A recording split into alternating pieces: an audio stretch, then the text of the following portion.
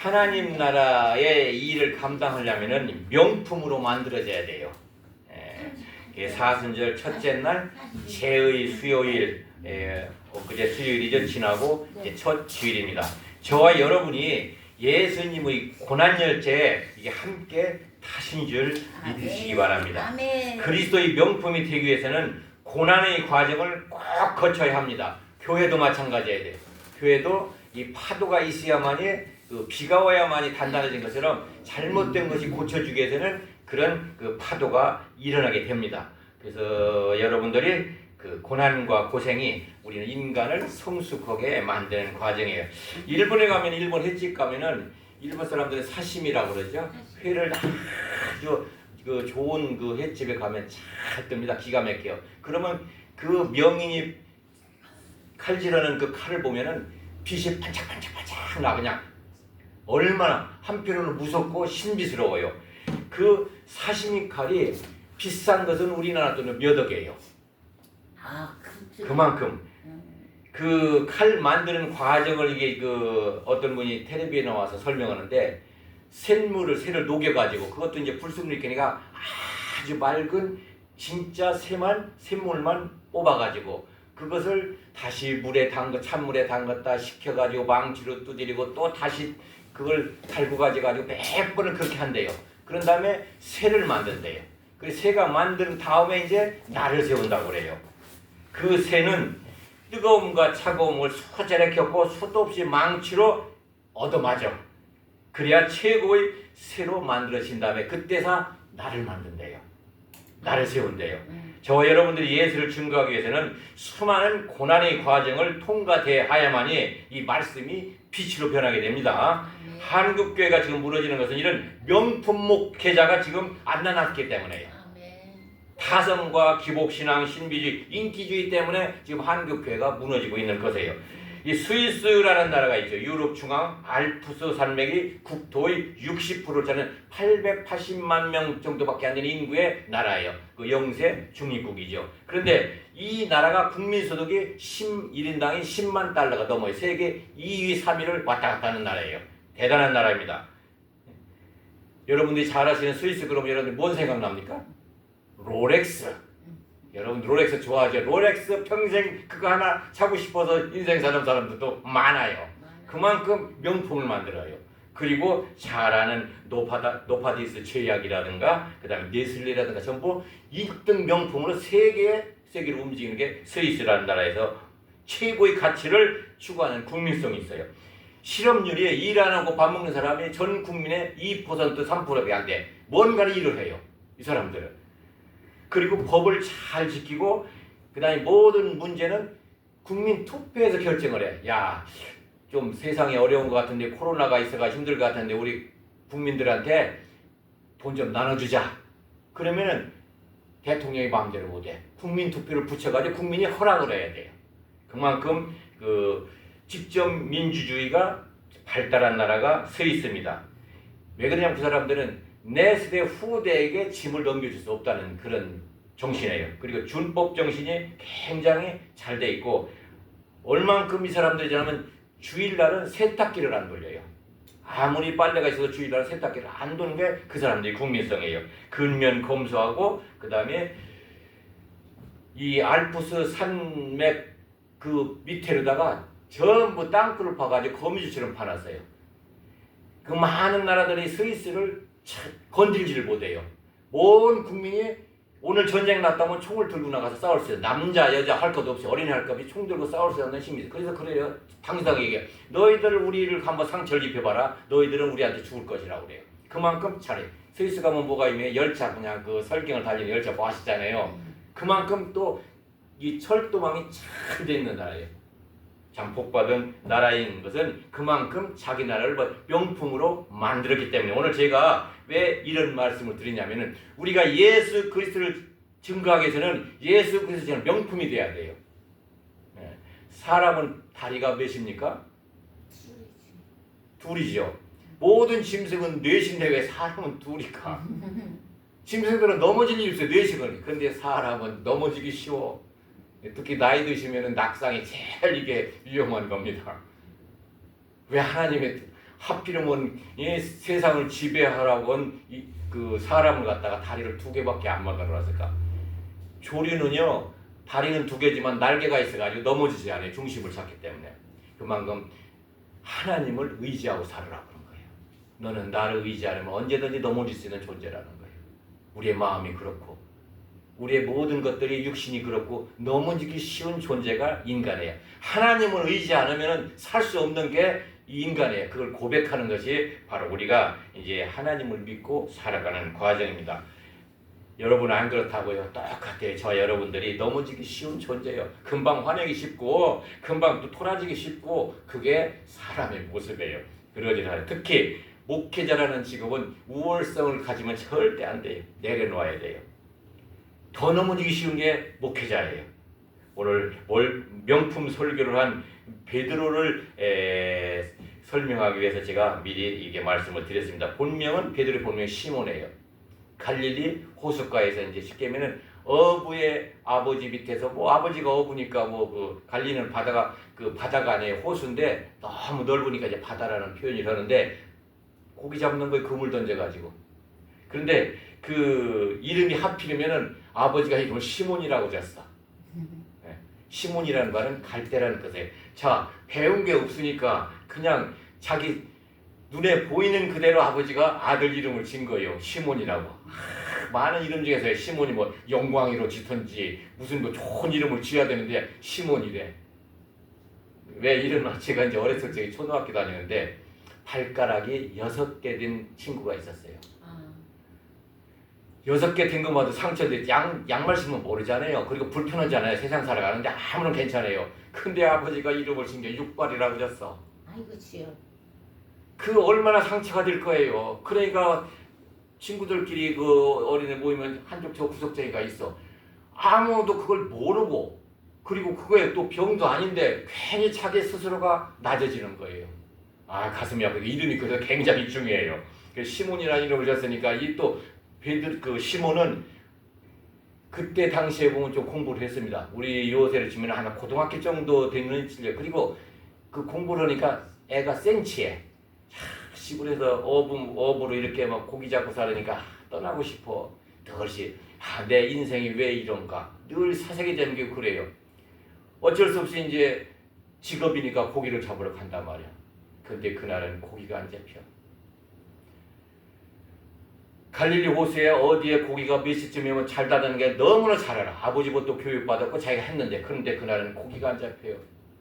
고기가 안 잡혀가지고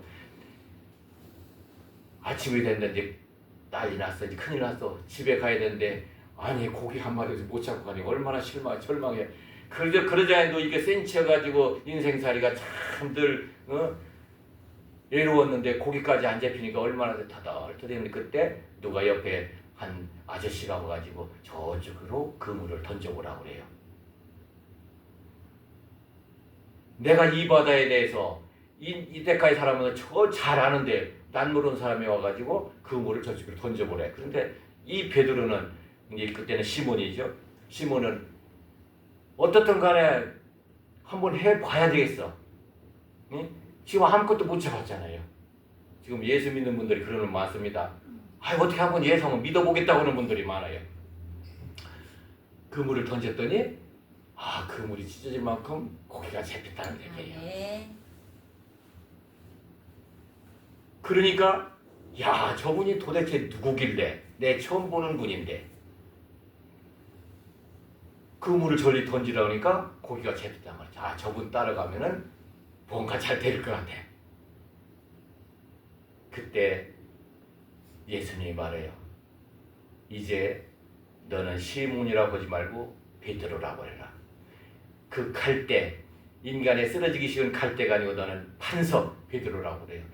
그리고 뭐라고 하냐면 내가 너를 사람 낚는 어부가 되리라. 사람 낚는 어부가. 이제 이미 하나님께서 베드로를 전도자로 우리 예수님께서 찍었어요. 선택을 한 거예요. 저와 여러분들이 똑같은 선택을 받으신 걸 주님을 축원합니다. 네. 자, 그리고 이제 그 베드로는 모든 것을 버리고 예수님을 나섭니다. 우리가 이제 그 라파 순복음교회는 이런 명품 하나님의 사역자들이 이제 올 것입니다. 아멘. 네. 뭐 현재 일어나는 것 전혀 신경 쓰지 마시기 바랍니다. 그리고서 이제 부활 승천하시고 10일 후에 드디어 그 오늘 본문 말씀 보니까 오순절 얘기가 나오죠. 지금이 무슨 절이라고? 사순절 기간이죠. 그리고 우리 주님이 승천하셨어. 그리고 뭐라고 했냐면 내가 이제 너희에게 성령을 주겠다. 성령 선물을 하겠다고 그랬어요. 자, 이 성령은 체험도 못한 이 마가의 다락방에서 예수님이 그 함께 예수님의 그 약속하신 말씀을 믿은 120명의 마가 다락방에서 기도를 하고 있어요. 자, 무슨 기도를 했을까요? 그 사람들이. 예? 왜냐면은 뜻이 하늘에서 이루어진 것처럼 이루어지라고 한 거예요. 그게 주기도문을 한 거예요. 그 주기도문은 기도의 아주 대표적인 것입니다. 아멘. 칼퇴 가던 한 인간 시몬이 예수님께서 직접 계명이신 베드로라는 명품으로 세상에 등장한 게 11일에 정확히 오순절날 성령이 내려버려요. 자, 성령이 내리지 않으면은 명품이 될 수가 없습니다. 저도 이 어느 날 이 과정을 가고 있음을 깨닫고 참 감사하고 살아가겠습니다. 제 이름이 뭐라고요? 월 본명은 세환이에요. 아니 한자가 그 어려운 한자인데 세자가 세상 세자 원어는 뭐냐? 세상세에 빛나라고 하면 세상에 빛난다면 얼마나 이름이 좋아요. 꼭 시몬의 베드로의 아버지가 자기 아들 이름 여기처럼 우리 아버지도 내 이름을 갖다가 세빵 세자 빛나란 자로 졌네. 그러니까 세빵에서 어떻게 빛이 나? 이 이름을 가지고 제가 인생을 살아온 거요. 그러던 어린 시절 12월 달은 추운 날이에요. 16살 소년이 어머니가 눈물 흘리면서 500원을 주어주더라고요. 그 500원을 가지고 서울로 18시간 전기기관차를 타고 서울로 왔어요. 그래가 지금도 60년이라는 세월이 흘렀습니다. 30년쯤 지났을 때 주님이 저를 부르시더라고요. 수고하고 무거운 짐지자들아 다 내게로 오라. 좀 일찍 부르시지. 30년이 지난 후에. 그리고 그때 주님이 세환이라는 이름을 모세로 바꿔주시더라고요. 너는 이제 세환이가 아니다. 모세다. 그때부터 제 인생이 그 주님의 음성으로 매임을 받게 돼요. 그러면서 또 그것도 30년 동안 고난과 고생이라는 담금질로 저를 이제 명품으로 지금 만들어 가시는 것을 알고 있습니다. 베드로가 이제 똑같아요. 예수님이 승천하시니까 모든 것이 끝난 것 같아. 3번씩이나 부준했잖아요. 잘 살려고 저주까지 하면서 예수님을 분야했잖아요. 승천하시니까 어디로 갔어요? 다시 터덜터덜 옛날 고향에 가는 거예요. 고향에 가가지고 또 업으로 돌아가는 거예요. 옛날로 돌아가는 거예요. 저와 여러분들 같으면 어떤 때는 옛날로 돌아가고 싶어. 그냥 고기를 잡어. 그런데 그날도 고기가 안 잡힙니다. 근데 그의 마음속에는 첫사랑 예수님이 고기 잡기에는 그게 생각이 딱 있어. 그리워. 이제 남녀간 사랑도 그 그리움을 많이 만들어야 돼. 그래야 나중에 문제 있을 적에 그 그리움 가지고 다시 회복되거든요. 그때 예수님이 또 그 자리에 나타나셔가지고 또 고기를 잡게 만들어요. 그러면서 그래요. 내가 나를 사랑하느냐? 지금도 예수님이 저와 여러분들의 묻습니다. 네가 나를 사랑하느냐? 그때부터 베드로는 진짜 예수님이 명령한 그 길을 가게 됩니다. 세상 끝날까지 천국 얘기를 하고 다니라고 그래요. 다른 얘기 안 해요. 사랑하는 시몬아, 네가 나를 사랑하느냐? 지금 저와 여러분들한테 우리 예수님이 묻는 거예요. 지금도 이 땅에 누군가는 예수님을 찾고 있습니다. 저와 여러분들을 통해 예수님을 소개받게 하십니다. 우리 주님께서. 자, 오늘 제가 10일 후에 주님이 승천하고 11회 오순절 날 이제 그 성령 세례를 받고 그때만 해도 예수를 추종하는 사람들 막 잡아 죽였거든요. 그러니까 얼마나 절망해요. 죽음 앞에 절망 없는 사람 없죠. 절망과 그리고 약속하신 성령 뭔가 모르는 그 믿음 가지고 싸워나가는 거예요. 세 번씩이나 부인 베드로가 이제 그 절망과 믿음의 싸움에서 드디어 성령을 받으니까 믿음적으로 사람이 바뀌어버려요. 지금 교회가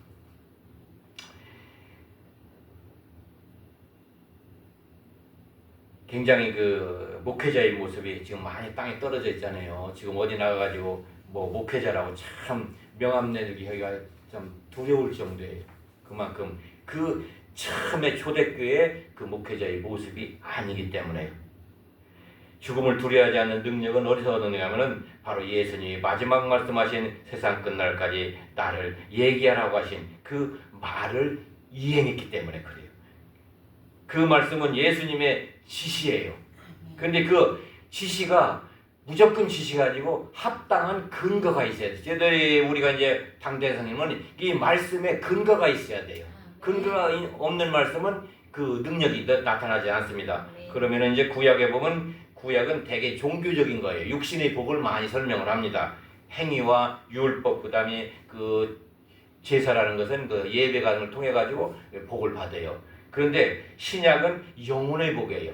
말씀의 믿음과 성령으로 인한 회개 그리고 그 예수님이 가르쳐준 대로 하술적에 우리가 천국 복음을 얘기하는 게 신약이거든요.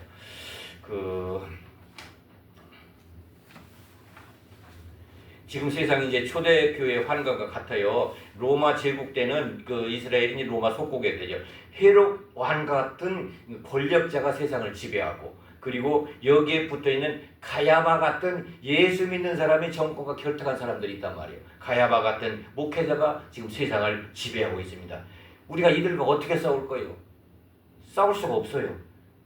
교회가 무너지는 이때 그래서 어떻게 하냐면 소수의 그룹이 오직 예수가 될 때만에 그 로마 시대에도 그 몇 명의 하나님의 예수를 믿는 예수교 사람들이 그 열악한 환경에서 오직 예수가 됐을 적에 로마가 콘스탄티누스 대제 313년 AD 드디어 로마 국교를 그리스도교로 바꿔버려요. 예수교로. 싸워서 그런 게 아니에요. 오직 예수가 되니까 하나님이 바꿔버리시는 거예요. 하나님의 때가 반드시 오게 됩니다. 오직 예수만 증거하고 구원의 참 신앙을 전달하신 길밖에 없어요. 그렇지 않으면 절대 교회는 무너지게 됩니다. 말만 초대교회로 돌아가자고 이것저것 몰려다니면서 기복신앙이라든가 세상에 대적하는 목회자를 보면 한편으로는 동정도 가고 박수를 보내지만 안타까운 마음에 행동하는 그리스도는 뭘 행동하냐면은 예수를 잘 전달해야 되고 그 다음에 성령을 받게 하고 교회를 예수로 시작해가지고 예수로 끝나야 돼요. 지금 A1 시대죠. AI 시대죠. AI 시대 무서운 시대입니다. 인간 자체가 로봇같이 돼버려요. 노예가 돼버리는 거예요. 기계 문명에. 그때 예수만을 원하는 그릇터기가 이 땅에 남아있다는 거예요. 라파 성공교회가 그중 한 곳인 것을 저는 믿습니다. 저 역시 예수 이해는 할 얘기가 없어. 우리 모두 초대교회 함께 시작하시길 간곡히 호소합니다. 이런 축복이 저와 여러분에게 임하시길 예수님의 이름으로 축원합니다. 그 오순절 아까 근거가 있어야 되겠는데 근거를 바로 어디에 되면 구약 요엘서 2장 28절에서 32절 그 말씀을 가지고 근거를 가지고 베드로가 설교하는 내용입니다. 요엘서 2장 28절 보니까 그 후에 내가 내 영을 만민에게 부어주리니 너희 자녀들은 장래일을 말할 것이며 너희 늙은이는 꿈을 꾸며 너희 젊은이는 이상을 볼 것이며 2장 29절 요엘서 그때 내가 또 내 영을 남종과 여종에게 부어줄 것이며 요엘서 2장 30절 내가 이적을 하늘과 땅에 베풀리니 곧 피와 불과 연기 기둥이라. 이 피와 불과 연기 기둥이라는 말은 무슨 말이냐면 피라는 것은 죄사함을 받는 거예요. 우리가 죄를 지면 옛날에는 도둑질하면 손을 잘랐잖아요. 피를 흘려야 돼요. 죄의 대가는 피예요. 말하자면 그 예수님이 이루시는 제사장의 역할이고, 불이라는 것은 능력이에요. 다스리는 능력이죠. 왕의 역할이고, 그 다음 연기라는 것은 그 영혼을 인도하는 선지자의 역할, 세 가지 역할을 보인다고 그랬거든요.